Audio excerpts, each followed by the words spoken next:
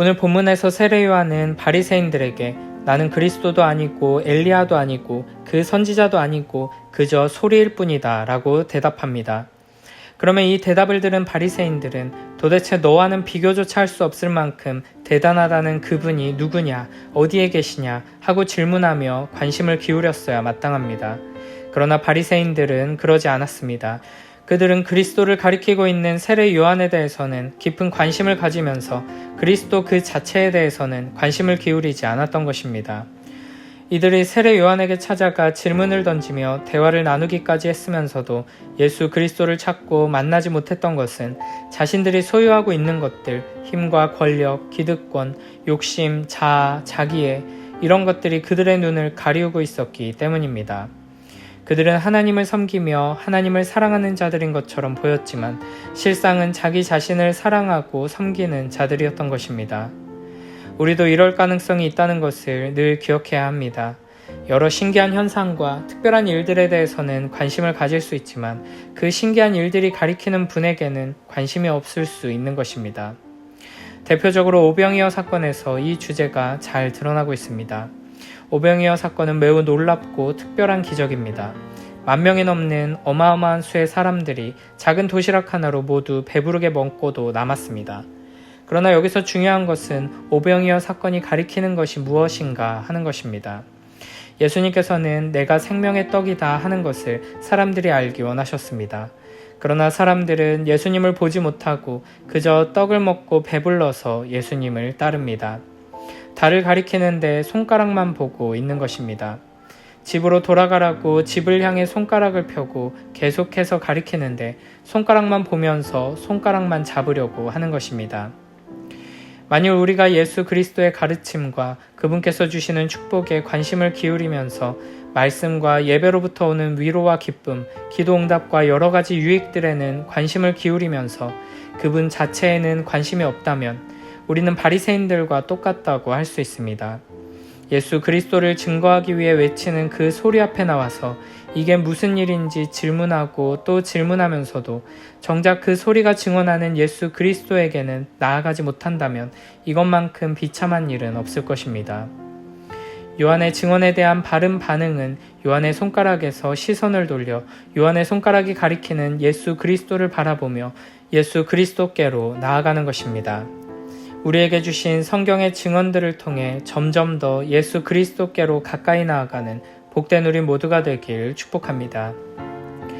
누가복음 3장 3절에서는 이렇게 말씀하십니다. 요한이 요단강 부근 각처에 와서 죄사함을 받게 하는 회개의 세례를 전파하니 아멘.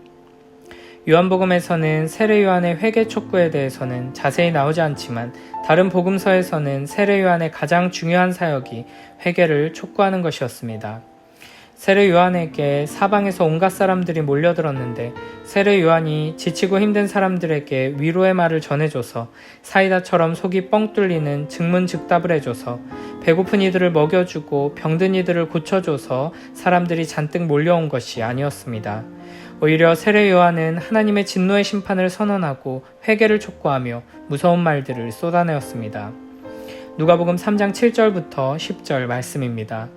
요한이 세례받으러 나아오는 무리에게 이르되 독사의 자식들아 누가 너희에게 일러 장차올 진노를 피하라 하더냐. 그러므로 회개에 합당한 열매를 맺고 속으로 아브라함이 우리 조상이라 말하지 말라.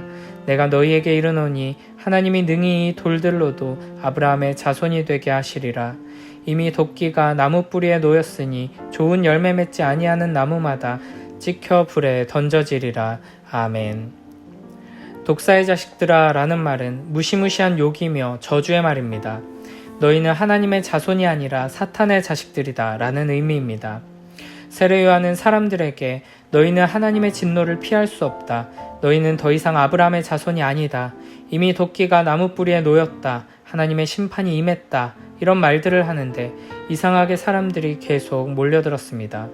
우리가 무엇을 해야 합니까? 물어보며 그 앞에 모입니다. 세례 요한의 외침에 대한 사람들의 반응을 잘 살펴보면 결코 밝고 가벼운 분위기가 아님을 알 수 있습니다. 사람들은 하나님의 심판 앞에 공포에 질려 있고 두려움에 떨고 있습니다. 미국의 1차 대부흥운동을 이끌었던 조나단 에드워즈가 진노하시는 하나님의 손안에 있는 죄인들이라는 회심 설교를 했을 때 일어난 일에 대한 기록을 보면 이 설교를 듣던 회중들은 설교를 듣다가 한두 명씩 크게 통곡하며 울기 시작하더니 결국에는 예배당이 사람들의 비명과 통곡 소리로 가득 차게 되었다고 합니다. 회중들은 나는 지옥으로 가고 있구나, 그리스도를 얻기 위해 무엇을 해야 하는가, 구원을 얻기 위해 무엇을 해야 하는가 외치며 통곡했다고 합니다. 미국 대부흥이나 영국 대부흥 당시의 기록들을 읽어보면 설교자가 특별히 감정을 자극하는 방식으로 설교를 한 것도 아닌데 평이하게 원고를 작성한 대로 읽어내려가며 설교를 했는데도 그 메시지를 듣고 다 큰 어른들이 마치 부모 잃은 어린아이처럼 통곡하며 울부짖는 일들이 일어나곤 했다는 것을 알 수 있습니다. 평양 대부흥 당시의 기록을 살펴봐도 사경회로 많은 회중들이 모여 하나님의 말씀을 듣다가 자신의 죄에 대한 분명한 자각과 함께 하나님 앞에서 스스로가 저주받아 멸망당해야 마땅한 죄인임을 깨달은 자들이 마치 어린아이처럼 대굴대굴 구르며 통곡하고 살려달라 비명을 지르며 울었다고 되어 있습니다. 지금 세례 요한이 등장해 사람들을 모아 하고 있는 것이 이와 같은 사역입니다. 한 선지자가 나타나 지옥의 공포로 사람들을 몰아넣고 있는 것입니다. 그렇다면 사람들이, 유대인들이 왜 세례 요한에게 나와 세례를 받았을까요? 이방인들이 유대교에 입교할 때 받는 세례를 왜 유대인들이 몰려와서 받기 시작했을까요? 이 세례는 하나님, 내가 죽을 죄인입니다 라는 것을 고백하는 세례였습니다. 유대인들이 몰려와 세례를 받는다는 것은 나는 이방인이나 마찬가지입니다, 나는 절망 가운데 있는 개 같은 존재, 지옥의 땔감 같은 존재입니다 라는 것을 고백하는 것입니다. 공간복음에서 분명하게 드러나고 있는 이런 분위기를 기억하며 요한복음을 살펴보겠습니다. 수많은 사람들이 모여서 자신의 죄에 대한 괴로움과 절망, 하나님의 심판에 대한 두려움, 공포 가운데 떨고 있는 이 상황 가운데서 세례 요한이 말합니다. 보라, 세상 죄를 지고 가는 하나님의 어린 양이다. 저 앞에 한 남자를 가리키며 평범한 목수이고 요한의 사촌이라고 하는 한 남자, 잘생긴 것도 아니고 눈에 띄는 것이 하나 없는 그 남자를 보며 말합니다. 바로 저분이 하나님의 어린 양이다. 하나님의 어린 양이라고 했을 때 유대인들은 즉시 아브라함을 떠올렸을 것입니다. 하나님께서는 아브라함에게 내 아들, 내 사랑하는 독자 이삭을 데리고 모리아 땅으로 가서 그를 번제로 드리라 라고 명령하십니다. 아브라함은 이 말씀에 순종하기 위해 사랑하는 아들 이삭을 모리아 산으로 데리고 갑니다. 아브라함은 하나님께서 말씀하신 대로 이삭을 번제로 바치려고 하는데 하나님께서 아브라함아, 아브라함아 부르십니다.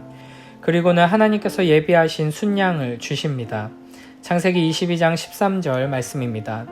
아브라함이 눈을 들어 살펴본즉 한 순양이 뒤에 있는데 뿔이 수풀에 걸려 있는지라 아브라함이 가서 그 순양을 가져다가 아들을 대신하여 번제로 드렸더라. 아멘. 이스라엘 사람들은 보라 하나님의 어린 양이다 라고 할 때 분명히 이 양을 떠올렸을 것입니다. 어떤 사람은 아마도 레위기 16장 21, 22절에 있는 양을 생각했을 것입니다. 아론은 그의 두 손으로 살아있는 염소의 머리에 안수하여 이스라엘 자손의 모든 불의와 그 범한 모든 죄를 아뢰고 그 죄를 염소의 머리에 두어 미리 정한 사람에게 맡겨 광야로 보낼지니 염소가 그들의 모든 불의를 지고 접근하기 어려운 땅에 이르거든 그는 그 염소를 광야에 놓을지니라. 아멘. 대속죄일에 두 마리의 양 혹은 염소가 등장합니다. 대속죄일은 이스라엘 백성의 죄를 사하는 날입니다. 이때 하나는 살해되고 하나는 광야로 나갑니다. 대제사장이 이스라엘 백성 전체의 죄를 염소에게 안수하고 그 죄가 염소에게 전가됩니다. 그리고 그 염소를 광야로 보냅니다. 이 죄가 끝났다, 다시 돌아오지 못한다는 것을 상징하는 것입니다. 세례 요한은 세상 죄를 지고 가는 이라고 말했습니다. 그래서 어떤 이들은 대속죄일에 이스라엘의 모든 불의를 지고 광야로 가는 아사셀의 염소를 생각했을 것입니다. 또 어떤 이들은 이사야 53장 5절부터 7절을 생각했을 것입니다. 그가 찔림은 우리의 허물 때문이요 그가 상함은 우리의 죄악 때문이라. 그가 징계를 받음으로 우리는 평화를 누리고 그가 채찍에 맞음으로 우리는 나음을 받았도다. 우리는 다 양 같아서 그릇 행하여 각기 제 길로 갔거늘 여호와께서 우리의 모든 죄악을 그에게 담당시키셨도다. 그가 곤욕을 당하여 괴로울 때에도 그의 입을 열지 아니하였으며 마치 도살장으로 끌려가는 어린 양과 털 깎는 자 앞에서 잠잠한 양같이 그의 입을 열지 아니하였도다. 아멘. 도살장으로 끌려가는 어린 양, 세상 죄를 지고 가는 어린 양, 사람들은 이 말씀을 기억했을 것입니다. 그리고 더 많은 이들은 유월절 어린 양을 떠올렸을 것입니다. 이 모든 이야기 속에는 공통점이 있습니다. 양이 죄를 지고 갑니다. 그리고 그 죄를 지고 죽임당합니다. 지금 세례 요한 앞에 몰려든 사람들은 모두가 공포와 겁에 질려 내가 지옥에 떨어지는 것이 마땅하다, 하나님의 진노와 저주를 받아 마땅하다 생각했습니다. 독사의 새끼들, 아브라함 자손이 아니라 마귀의 자손이라는 것입니다. 천국 백성이 아니라 지옥에 떨어질 자들이라는 것입니다. 그런데 이 공포와 절망에 빠진 이들에게 요한이 복음을 전합니다. 저기 어린 양이다. 그가 죄를 지고 간다. 그러니 두 제자가 해방감을 느끼며 소망을 가지고 그리스도를 따르게 된 것입니다. 두 제자는 요한의 말을 듣고 있는 힘껏 그를 향해 달려갑니다. 그들은 이미 요한의 가르침을 통해 충분히 그 어린 양을 갈망하고 있었고 이제 그 어린 양이 나타난 것입니다. 세례 요한 앞에 모인 무리들이 공포와 두려움에 떨며 울부짖는 모습과 같이 우리는 우리가 절망적인 죄인이고 전적으로 타락했다는 것을 알아야 합니다. 내가 전적으로 타락했다는 것을 확인해야 합니다. 기쁜 소식이 진정 복음이 되려면 우리는 먼저 나쁜 소식을 듣고 바르게 알아야 합니다. 우리는 진정 구원을 얻고 누리기 위해 바르게 믿고 은혜를 깨닫기 위해 먼저 절망해야 합니다. 왜 우리는 남이 나에게 잘못한 것, 다른 이들의 죄악에 대해서는 그토록 민감하면서 내가 남에게 아픔을 준 것, 내가 하나님 앞에 저지르는 이 추악한 죄에 대해서는 둔감한 것일까요? 아직도 나를 사랑하기 때문입니다. 아직도 나에게 소망을 두기 때문입니다. 나 자신을 사랑하는 자는 하나님을 사랑하지 못합니다. 나에게 여전히 소망을 둔 자, 스스로 무한한 절망을 느끼지 않는 자는 그리스도로 말미암는 진정한 소망, 영원한 소망을 소유할 수 없습니다. 기도에도 예배에도 그리스도로 말미암아 깊이 만족할 수 없는 이유는 우리가 어떤 존재인지 스스로 잘 모르고 있기 때문입니다. 만약 우리가 예수 이름을 부르고 하나님을 아버지라 부르며 찬양하고 기도하고 그 말씀을 듣고 위로받고 때로는 감격하지만 나 자신이 얼마나 끔찍한 죄인인지에 대한 분명한 인식이 없다면 내가 거룩하신 삼위 하나님 앞에서 기대할 수 있는 것은 영원한 진노와 저주뿐이라는 것을 분명하게 깨닫고 끝없는 절망 가운데 울부짖는 심정이 없다면 그 사람은 보라 세상 죄를 지고 가는 하나님의 어린 양이다 라는 외침에 진정한 의미를 결코 깨달을 수 없습니다. 믿음이라는 것은 우리가 어떤 존재였는지 그리고 그런 우리를 하나님께서 어떻게 사랑하셨는지를 알고 신뢰하는 것입니다. 하나님께서 우리를 건지신 것은 작은 상처에서의 회복이 아닙니다. 죽음에서 살리심입니다. 약간의 문제가 생기고 마음이 상한 것에서 회복된 것이 아닙니다. 원수에서 신부로 진노와 저주를 받아 마땅한 죄인에서 하나님의 모든 소유를 상속받을 자녀로 불러주신 은혜입니다. 그러므로 우리는 회개를 우리 삶의 태도로 삼아야 할 것입니다. 우리의 예배 가운데 늘 참된 회심과 그로 말미암은 기쁨이 가득하길 기대하며 기도해야 할 것입니다.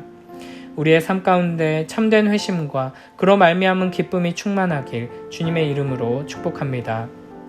이를 위해 우리는 하나님의 말씀의 빛에 나 자신을 비추어 보아야 합니다.